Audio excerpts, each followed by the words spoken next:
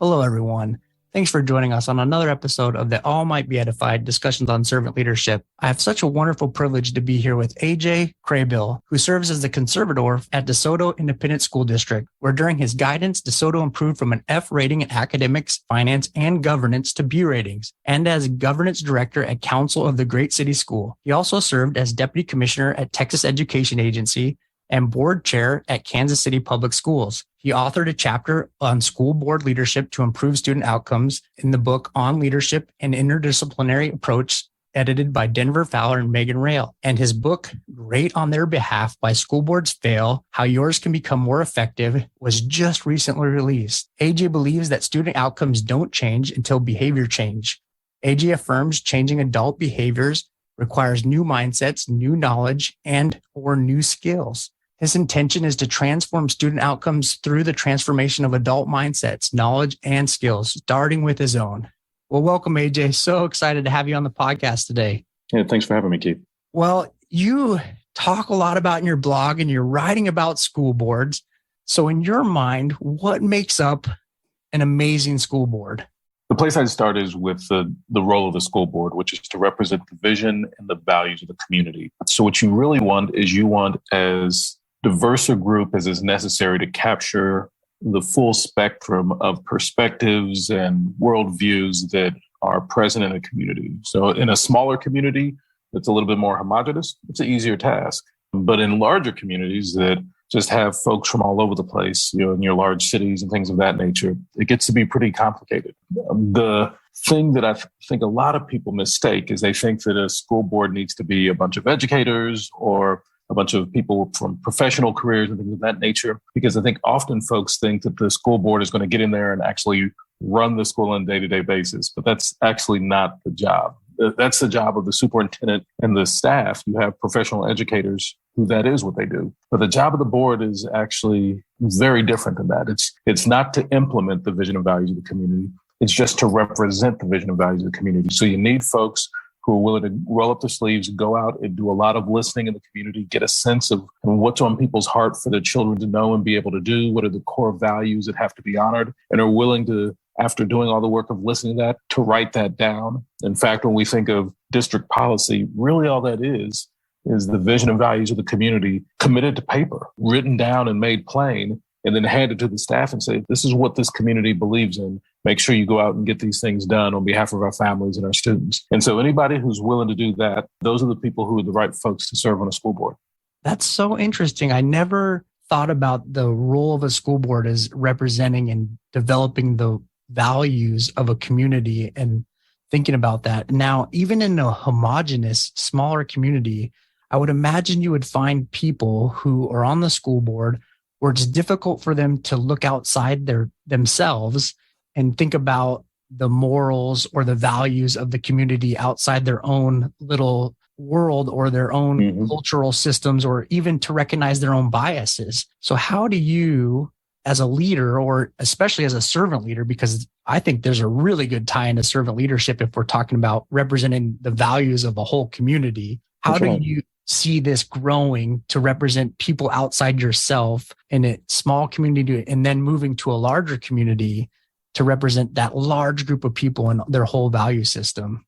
No, it's certainly a challenge, but it does require folks to often gain skills. Certainly when I joined my board, I had no idea what a school board actually did and was completely mistaken and misguided in what I thought the role of the school board would be. And so, like a lot of folks with good intentions who just care about kids and want to make sure that our schools do right by them, I just had to learn. I had to set a lot of my preconceived notions about school boards down and just do some plain good old-fashioned learning.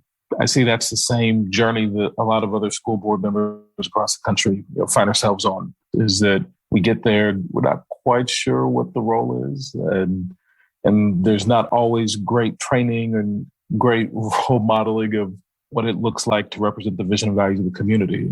And so it comes from practice and training of folks actually developing the skill set of what it is to just listen with an open heart, an open mind for where folks are coming from, even if it's not your perspective or your background. That the moment that you take on the mantle of leadership, that you are obligated morally, legally, ethically to make sure that you are listening for the vision and values of everyone across the community, not just the folks who agree with you. And I generally think this is one of the areas where democracy actually works out in terms of screening for folks who seem to be aligned with the vision and values of folks. Like if you got 2 or 3 people to pick from, most of the time you don't really know what their credentials are that much. You may think you have an idea. People showed you their resume, but that doesn't really tell you as much as you often think it does. You don't really know what their educational beliefs are. You may think you do, but they may think they do. And just like me, they may be completely off base on all of that. But what you can often pick up on is this person have a set of values that really aligns with my own? And is this person's vision for our children something that when they talk about what children should know and be able to do, are they saying the same type of things that I want for my children? So this is one of those areas where I think democracy tends to get it right more often than get it wrong, of being able to sift for who is a more adequate match of the community's vision and values than others.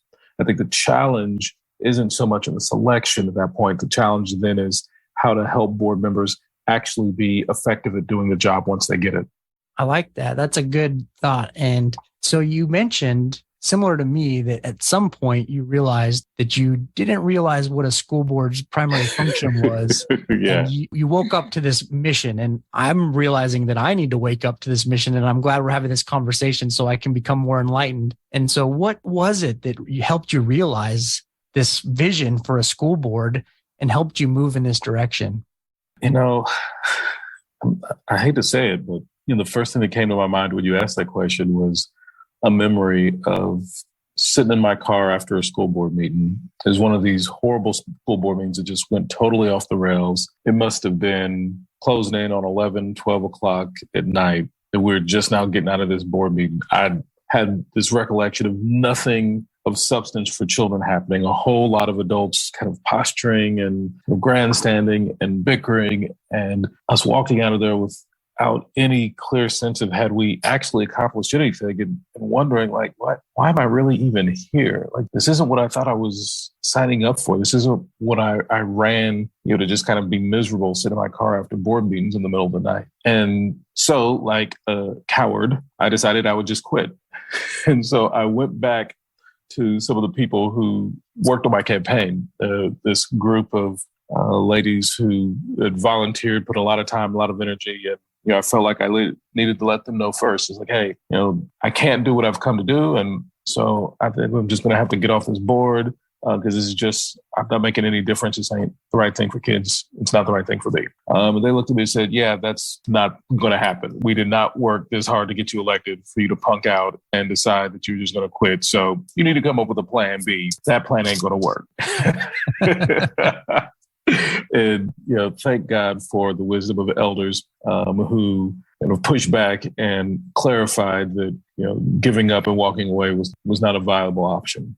And so plan B was figure out what really effective governance actually does look like, and then put all my energy and figure out how to transition us in that direction. And that journey, by the grace of God, put me on the path that leads me to visiting with you tonight.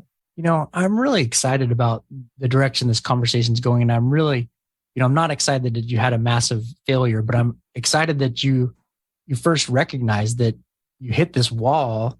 Yeah. And you recognized it wasn't where you wanted to be. And, you described it as a moment of cowardice, but I would say you met that cowardice with bravery, because you then went to the people that elected you, that helped you. And you said, look, I'm not measuring up. I'm not doing what you wanted me to do. I'm not doing what you put me here to do. And I don't know if I'm the right person. And so I don't know if that's true cowardice. I think that's bravery, because you admitted in that moment of weakness, in that moment of distress, that you might not be adequate, and you ask them for assistance. And so I think oftentimes we hit these walls and we think we're not measuring up, but I think in that moment you showed extreme bravery, and I respect that. I think that's profound, and I think we can learn a lot by that. That's a true example of servant leadership, that many of us, we can learn that failure is not as scary as we often think it needs to be. It teaches us. I appreciate that framing. You're right. I certainly hadn't thought of it that way. In that moment of frustration, I guess the really cowardly thing would be just to ghost entirely, just disappear, as opposed to use his opportunity to just acknowledge look, I'm not actually measuring up to the task. And I think the best solution is to exit, but to be engaged in a conversation around that rather than just to kind of slink away into the under the cover of darkness. So no, I appreciate that framing. I'll certainly have to reflect on that. Yeah. And then you were open to the guidance from these people that you trusted. Now, that may be overstating it. Basically, they told me what to do, and I did. These are some scary, some scary, older women in the community who were not known for not being obeyed. So I was just kind of doing what my elders told me to do. Well, sometimes it goes down to a good leader surrounds themselves with good people. That's right. That's right. Will set us up for success. People. So that, I think there's some truth to that, right? So you got to know who to surround yourself with. Especially a good servant leader will surround themselves. They definitely set me straight, and God bless them. I'm the better man for it. Excited for them, and I'm excited for this book, for the lessons that you've learned subsequently to that, because if it wasn't for that moment, it wasn't for what came after that moment, we wouldn't be hearing about these great lessons. That's right. So it's phenomenal. And I think, we should celebrate that. And I think too often we stop, right? We stop and we're like, oh, these amazing achievements have happened. But what was that moment in time where we kind of had a breakdown, where we hit this wall and then we overcame it? And I think many out there listening might be at that wall right now. They might be struggling and not feel like they're measuring up. And there's a moment where you can overcome it. So find those people, find those scary ladies, those scary elders in your community that are going to push you to be better than you think you are. Because there's people around you. There's people in your circle somewhere. They see yourself. They see you better than you see yourself. So find them and let them push you. Yeah. Amen. You're kind of getting this vision of the school board and how it can get better. So you learned, okay, I see a vision. I see where it doesn't work. What do you think makes a school board just become phenomenal? This idea that student outcomes don't change until adult behaviors change certainly requires a clear theory of action around what drives changes in adult behavior. And where my team and I have landed on this is that there are these three key drivers of adult behavior change: knowledge, skill, and mindset. And that of the three, the most powerful, the longest lever for causing change in adult behavior is mindset. That where knowledge is what I know, skill is what I can do with what I know. Mindset is, how do I see the world?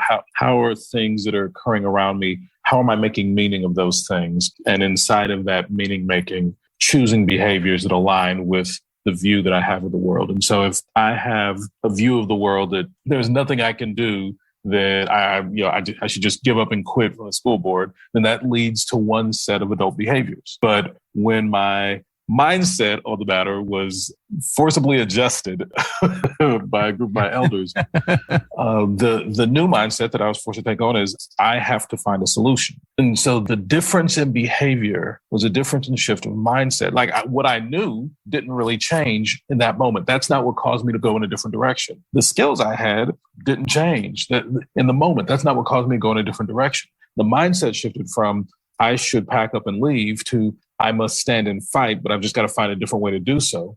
It was that shift in mindset brought on through the relationship with the folks in the community that I came to trust and rely on. It was them pushing on me, causing a moment of self-reflection, causing me to be introspective, and challenging me to find a new solution. That instead, the mindset, instead of hang it up and walk away, became I am committed to solving for the challenge that isn't the challenge I ran for. The challenge I ran for was how do we make stuff great for kids? The challenge that I found and they forced me to confront was how do we actually create a school system a school board that can create the context for improvements in student outcomes, which is just, it sounds like a small change, but it was actually a very different task than the one that I thought that I was signing up for. It was that shift in mindset that gave rise to a dramatic shift in my behavior in the months and years to follow.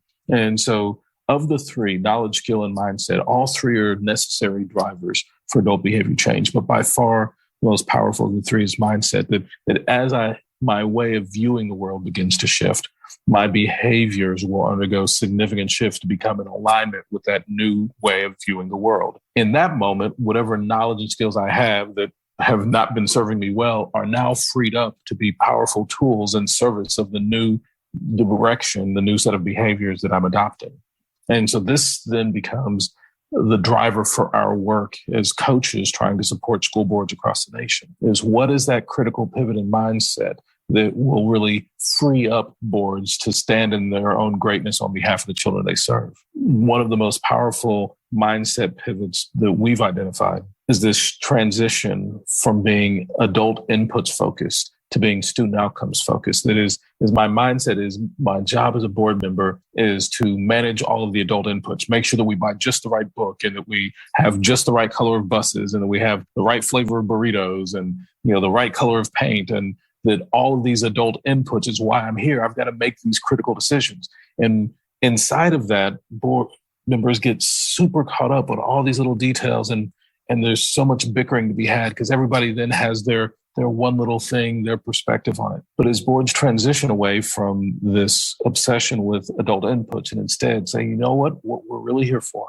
is to improve student outcomes. And the first task is to figure out what is it we want, which student outcomes do we want to focus on? What are the things we want students to know and be able to do that we got to focus on? And then once we've identified the outcomes that we want, what are the outputs, the measures in the middle of the process to let us know that we're getting closer to those outputs? And then, and only then, what are the inputs that lead to those outputs that ultimately lead to those outcomes? But essentially, we're looking at it from the opposite end of the telescope, and wondering why things aren't looking closer, things are actually looking farther away. That's the difference in the mindset shift, is the perceptive quality that it enforces on my view of the world allows me to, instead of getting caught up in the minutia of all the day-to-day decisions that our educators need to make, instead causes us to say, what are the outcomes that we want? What are the things we want our students to know and be able to do? And how do we get focused on that? And our sense has been that as school board members across the nation have gotten more focused on the outcomes for students as their only reason for existing, the only reason school systems exist is to improve student outcomes. And the adult inputs are necessary. They are secondary, and that they only exist in service of causing improvements in student outcomes. And if we're not clear about the why first, all of the everybody's opinions about which how is better actually isn't ever going to get us to where we want to be. That as we create the opportunity for board members to become reflective and to go within and really be introspective, to replay their own leadership video and to interrogate it with a critical eye, and inside of that begin to adopt this shift in mindset, that more than anything else that we can bring to the table, more than any of the research and knowledge and skills around effective governance practices, the mindset is first. And inside of a shift in mindset to being student outcomes focused, then all of the knowledge and skills that we have to offer around effective governance works. Inside of an adult inputs focused mindset, none of the research, none of the skills, none of the Roberts rules, policies, all these things actually are going to be transformative in the lives of the children we serve. That is such a beautiful thought. And I'm going to be thinking about that and revisiting how you just framed that for a while as I think about it, because there's so much depth in the answer you just provided. And it was displayed nicely and set up, not on purpose by us, but it was set up in those previous questions, but it was just done so well on how that mindset's so important. And I just think about that as I've been working on my own doctorate and thinking about so often as we studied education and learning environments, we were exposed very quickly as we looked at different learning environments we would go in and we'd try to diagnose a problem and we'd already think we had the answer. And we did so often. We start with the inputs in mind. We did it all the time. We did all the time. We did exactly what these school boards did, I'm sure, all the time. And we'd quickly think, we'd use our previous experience and think, and then quickly all of our professors would be like, you have to start by diagnosing the true problem. Like, what is the goal that you're trying to determine here? What do you want the students to know? What do you want the students to understand? What's the learning outcome that you're trying to develop here? And then we'd have to back all the way up, and it would usually change our process drastically. And so I'm imagining that as you did this, as these school board members would go through this process, they'd have to do some serious reflection, and they'd have to challenge their own mindset, because many of the things that they'd want to try, just as I learned in this process, they're like, yeah, that's not going to work. If I really want this outcome, what I'm thinking is not going to work. It's going to hit a wall. It's not going to do this. And, and I think about servant leadership. If I'm truly thinking about the students that I want to serve and I want to lead and I want to help develop. And as we talked, as we were getting to know each other a little bit, all these children that we serve, they're our future. And if we can't be servant leaders to the children we're developing, then what are we really doing here in the long term anyway? And so if I'm thinking about them and if I can't put their outcomes first, then I'm really failing anyway. And so I think too often we get caught in these processes and I forget that, I have a job to do. And so I forget my true outcome is, just as you said, developing these students and preparing them for something. And I forget, and I'm so focused on my goals as a professional and not the actual student's outcome. And I just love the way you framed that. Yeah, absolutely. And I certainly can identify with that in my own journey as well. As you look at these school boards and the election process, not every single person's going to get elected to a school board. That's just the reality of things, right?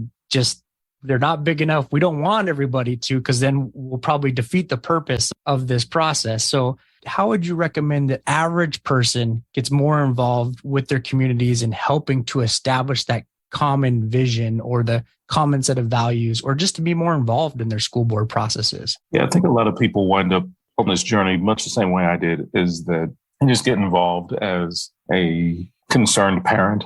And so in my case, I was the head of my kid's parent association and was just trying to make sure that my kid and his friends were getting the things that they needed. And I was go to one too many meetings, and next thing you know, you're the head of parent association, and then they have a group of all the heads of the parent association, and you go to one. The joke I tell is you go to one too many of those, and you wind up on the school board. And so often that's the case. It's either educators, very frequently, who have given years of their service and now just want to serve in a different way, or parents who are just deeply involved. That's where a lot of school board members come from. But there really is no right way to show up on a school board. It's just as appropriate if you have no children, whether because you've never had children before or your children have all left the house and you retired. It's just as appropriate if you're a business person, a pastor, anything else.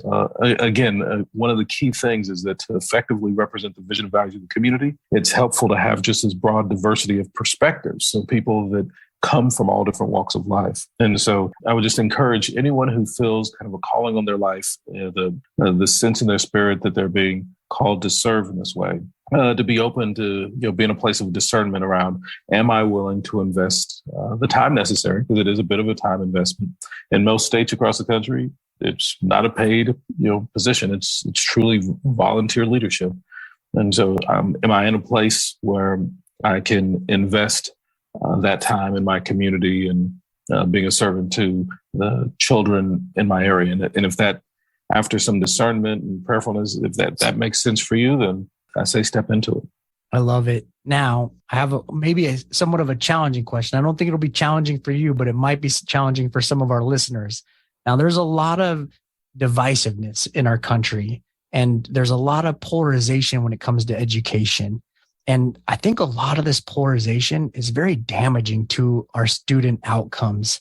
And as someone who studies education and has spent a lot of time as what my wife likes to call a professional student, I've learned that a lot of this polarization and division is not well educated. And so a lot of people come to these school board meetings or they go to their superintendents or their school leadership, and they come very ill-educated about different programs and policies, or maybe even about the values set up by the school board. And they come, guns a-blazing, hot-headed, but they're not very well informed. And so how, as a servant leader, servant leaders are very focused on community building. We want the voices in our community to be represented. We want diversity, because diversity is a gift, because it actually brings out the voices in our community. So how do we encourage all the members to come out, but to do so in a healthy way that doesn't create such divisiveness. It doesn't create such angst and anger. And it kind of creates more of a peaceful, true value building in our school boards. I think there's two parts of this. I think the role of board members who are going to represent the vision and values of the community is to be able to listen, but to be able to listen in a more valuable way. So there is a quality of listening that will inspire a sense of divisiveness, and a quality of listening that we try to train folks on, that we think will help people get more at the root of what's really going on for folks. There's a story that I tell in the book about Miss Johnson. I used to be the vice chair of my neighborhood association, and which basically means is whatever the little old ladies in the neighborhood said to do, I'm the guy who had to go do it. And so Miss Johnson calls and says, hey, get over here. So of course I show up on her front porch. It's that type of neighborhood where, the older folks would sit out on their front porches and look out and see what's going on in the neighborhood. So I show up on her front porch. Miss Johnson, what can I do for you? And she said, well, we need a stop sign. I look, and yeah, she's right. There's no stop sign at the corner. But I had recently started trying to learn about a different way of listening, not a listening for what are the kind of divisive issues that sit at the surface of things, but really listening for the values that a community has that are beneath the surface of things. And so the coaching that this style of listening gave was, when people give you an issue, kind of push on that issue, with curiosity. And so I said, well, Miss Johnson, why does that matter to you? Why is it important to have a stop sign? And of course, she looked at me like I was the dumbest person on the block at that moment. And I said, look, just work with me a little bit here. Help me understand why that's important to you. And she said, well, can't you see these cars are going too fast? I said, well, Miss Johnson, why does that matter to you? And she just shakes her head. I can tell she's getting a little frustrated. I was like, well, just kind of work with me. Help. I just trying to understand. I just want to understand. He said, well, it's a problem because these kids are out here trying to play. It's like, okay, well, why does that matter to you? Well, because it's just not safe.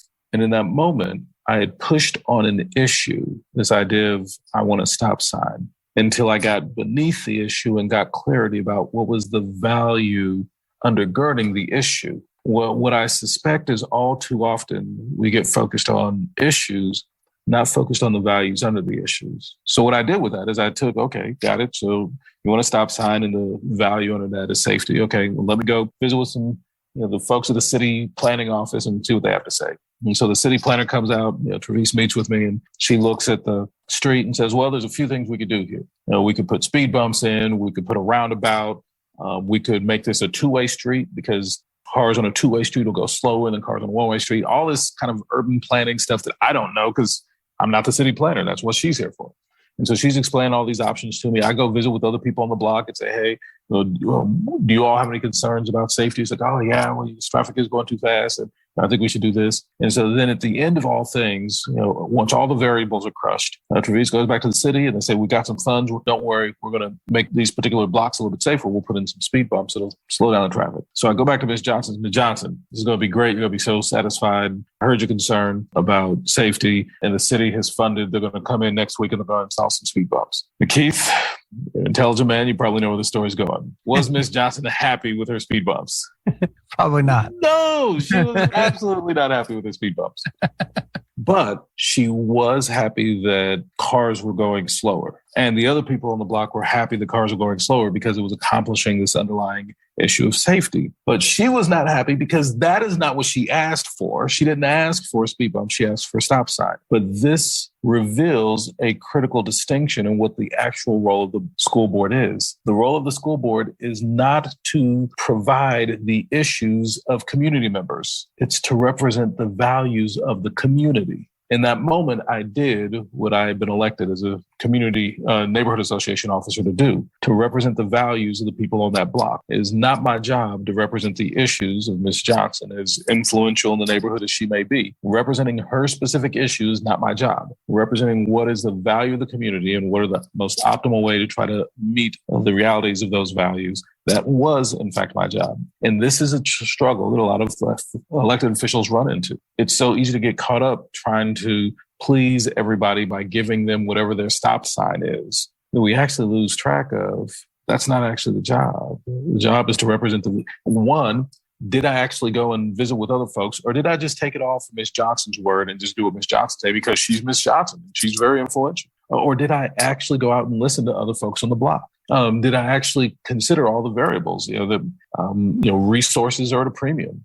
How much does a stop sign cost versus speed bump? Yeah, I don't know those things, but clearly the city planner did and felt like this made more sense. And when I visit with other folks, I said, yep, that's reasonable to us. And so the process of listening for values rather than listening for issues is a critical first step in the direction of dismantling a focus on adult inputs, because the inputs are always about the various issues that people have. Well, I want this thing. I want that thing. I want tacos to be on Tuesday instead of Thursday. I want a speed bump. I want the paint to be this color. I want the AstroTurf on the football field to be exactly that shade of green. These are issues, but these aren't values. And it's not my job as an elected official to represent the issues of the community or the issues of individual community members, no matter how influential they might be. It's my job to represent the values of the community. And for that, I've got to go out and do a whole lot of listening. But if I'm willing to do that listening and willing to push on the issues that I do here to try to understand what are the common values underneath of it that are common among people all across the community, even though it may not be pleasing to some of the community members, in that moment, I'm actually authentically doing my job. And my sense has been when I've been willing to do the work to push past issues to get at values, it's been a much more effective strategy at de-escalating a lot of the anger and frustration that lives at people debating over the issues, debating over the adult inputs, that seems to be less kind of toxic, less creating of this interpersonal angst and animus when we actually drill into what are the values that you're fighting to protect and how can we come together around a method of protecting those values that can be responsive to the most people in the community. Yeah, that was really great, profound thought. And I think you taught us a valuable skill. I think that even transcends the needs of an elected official. And for servant leaders out there, listening is a vital, vital skill. And for all of the people that work with you, there's a lot of people out there that don't necessarily bring their full selves to your work environments because they don't feel completely welcomed in your work environment. I was reading a wonderful article, and I'll share it in the show notes, from a well-respected Coast Guard leader, Captain Marcus Kennedy. And he is a phenomenal leader. He's a Coast Guard captain, so he's a high-ranking Coast Guard officer. He teaches about intrusive leadership, and he does so phenomenally. And he was talking about how after, many of these social justice issues arose, that he felt isolated in the Coast Guard as an African-American male. And he talked about how he couldn't necessarily bring his full self to the environment. Now we're talking about a very senior Coast Guard officer, was sharing some very personal things in this wonderful article. If there's a senior officer that feels this way, I guarantee you there's junior members of our organization, my organization, the Coast Guard, in this example, but this goes to everybody's organization. And now if we don't ask the right questions to transcend the issues and talk about values, we're never going to learn about, in this case, Captain Kennedy, why he's hurting, and he shares some really great context on why these social justice issues matter to him. But if he didn't feel comfortable sharing those things, we don't learn what his true values are. We don't learn why those issues mattered so much to him. We talk about intrusive leadership, and while we check in with people on suicide issues after a big deal, we check in on people after all these issues, but there wasn't the same check-in after these social justice issues, and that hurt, because it mattered to him. It felt like a loss of a family member. And, it was a profound reading for me to realize the absence of that same check-in and what it meant to him. And I was glad he shared those comments because it was a wake-up call for a lot of us in our organization. But the skill you're talking about, that listening, if we don't hear that lack of commitment from the same people we hear commitment from, if we don't hear them in the same tones that we do, we might miss something. We might not recognize that they're not fully committed to being there at work in the same way they were before. We might miss something. And sometimes we treat people like, oh, they're just being lazy or they're sloughing off. But a lot of times, we've created an organizational setting or an environment where we've hurt the psychological safety of an individual, and they may not actually trust the environment right now. And so if we don't listen with the right ears, we might miss something. And so I think what AJ is talking to us about, if we listen a little bit more deeply and go beyond just the issues, especially with what's going on in the world. And if we look beyond polarization of politics and the divisiveness, and we start to actually check in with people with a better listening and ask better questions, we'll start to see if we're actually fully engaging our members in our organizations, beyond the level. And in some cases, AJ is absolutely right. We can't handle every single issue in our organization.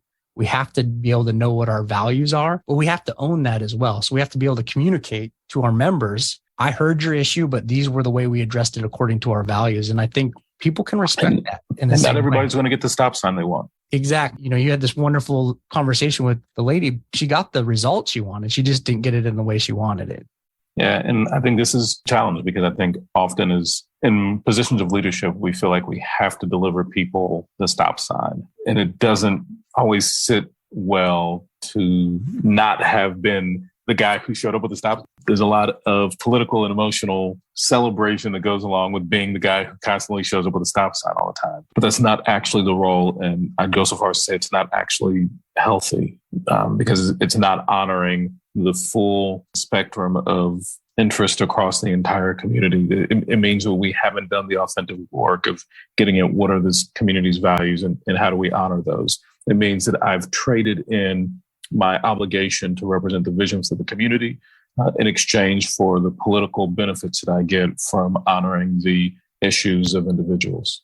Yeah, I completely agree. And sometimes we don't take the time to actually recognize what the values are or what the true issues are well enough to actually represent them properly. So we just short sell it to give a stop sign away because that's the easy answer. And I think the proper thing to do is to take the time. In this case, maybe the speed bumps actually slowed down the traffic for more of the neighborhood than one stop sign would have done, is one example of how that solution laid out. Like you referenced, there's a lot of things that went into that community planning. There's things, but the more holistic outcome for more members, could have been those speed bumps. There's a lot of different reasons that could have gone into that outcome, is why that solution was chosen, was over the one person. So I think it's just a beautiful illustration of why you have to take the time to understand exactly what's going on. Yeah, you got to put in the time to do the listening. It's a part of the leadership. And if you're not willing to put in the time to do the listening, that's fine, but don't sign up to be a community leader. Yeah, I love it. They always try to beat it into our heads that leadership's a privilege. It's not a right. That's right. It's a gift that the people we lead, they bestow upon us. And it's not by their choice either. And so we have to honor that gift by serving them. And that's why I love the principle of servant leadership so much, is because, people don't always get to choose is their leader. And so we have to give back them with that representation and acknowledge that, because not everyone gets to choose who's put in charge of them. And, that's why oftentimes we talk about this difference between managing and leading. And I think, and I'm curious, in a school board, when you see it functioning well, do you see the school board rising together in unity, or do you see kind of a differentiation between the leadership levels on that school board? Actually, I really enjoy a school board that sees things in a bunch of different ways. That gives me a little bit more confidence that the full spectrum of viewpoints across the community are being represented. And so if I see, say 7 people on a school board and they agree on every single thing, they're kind of in lockstep on every topic, I actually start to get suspicious that we're not authentically representing the full spectrum of the values across the community. And so boards, kind of chopping it up and getting in debate and seeing things differently, to me, I kind of figure that's a healthy thing.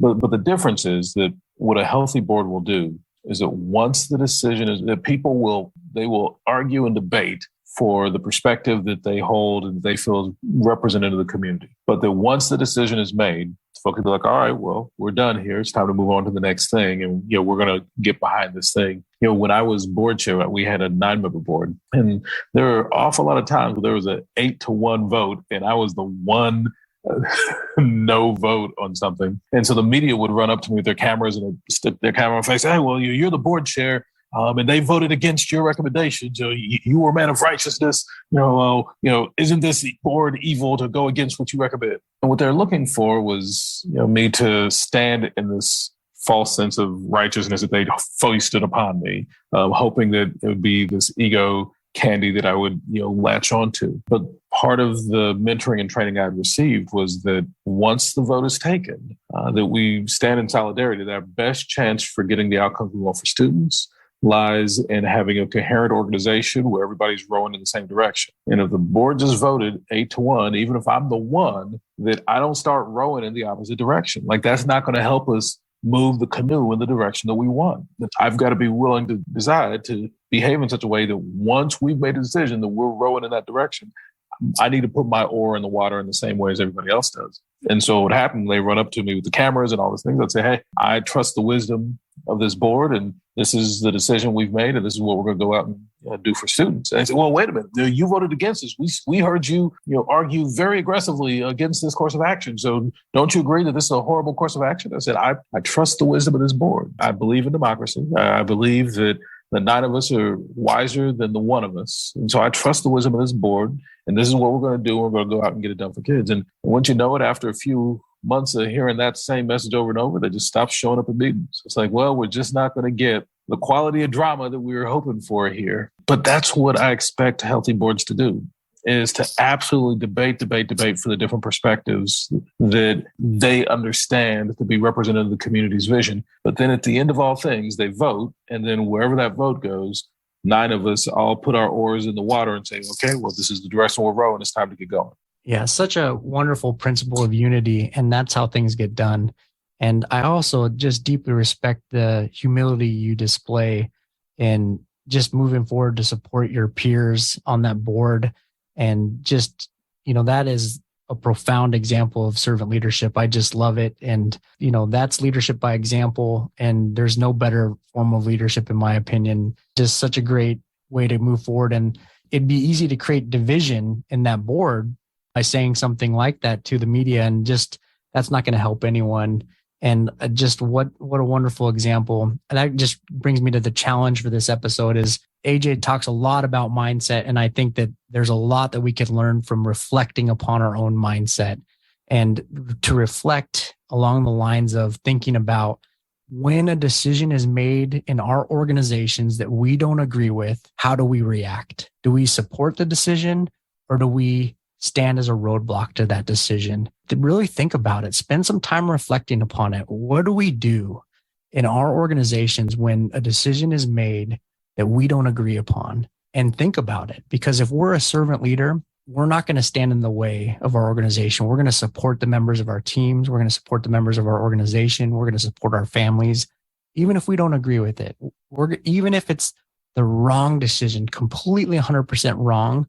Chris Marin talked about this in his episode. He talked about how you still support people. You find a way to serve them and nurture them in a right, positive way to help them to see a different way of seeing things. So even if I didn't get my stop sign, I still gotta be supportive. You got to be supportive. You get some speed bumps, right? Build a playground. Get them off the street. I find it hard to believe, AJ. I think you would have found something else. Well, AJ, I just love this discussion. Any final thoughts to close us out today? No, I'm just grateful for kind of your perspective and kind of the wisdom that you bring. You have a way of framing things, and now you've got me thinking differently about a lot of situations. So I just appreciate your shepherding of not only this conversation, but the other conversations with the other guests you've had, and just keep, bringing light and wisdom into the world. I appreciate what you're doing here. Thanks so much. And all you listening, please like, share, and send the podcast to those that might be edified by this discussion, and any of those that have kids out there, so they can get more involved in their school boards in whatever capacity they have. That's right. Because we need more people involved in a positive manner in our school boards and in our communities. And thanks for listening to another episode of the All Might Be Edified discussions on servant leadership, and have a wonderful day.